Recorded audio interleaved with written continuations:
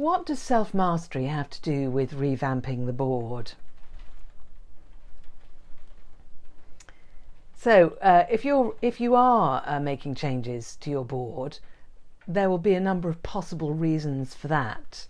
ranging from trying to get rid of a problem to maximising the potential of the board because you've got a very exciting growth opportunity, or your business is already on the up curve and doing very well indeed. Whatever the reason for doing that, you want to somehow transition from what you've got now to what you need to have. And the nature of the transition is often a very sensitive and complex thing. We often think about,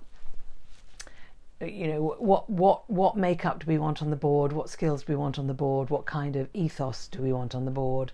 and how do we get there. We don't often think about what is the process of getting there, what is the transition experience for everybody,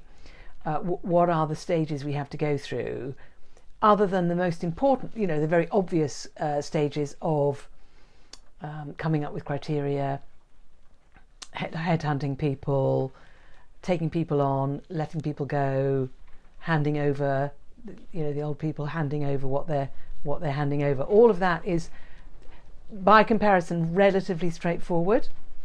But managing the whole thing in such a way that you maximise goodwill and collaboration and creativity all the way through the process and end up with a board that is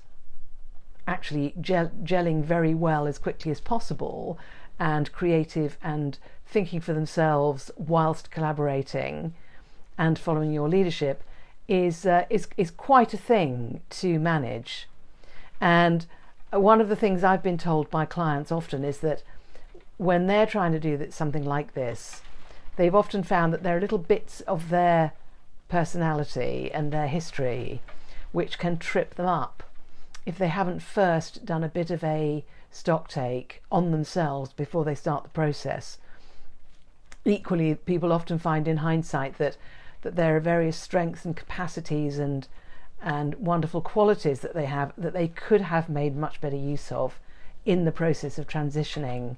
the board from one state to another. So clearly self-mastery is important when you're transitioning the board.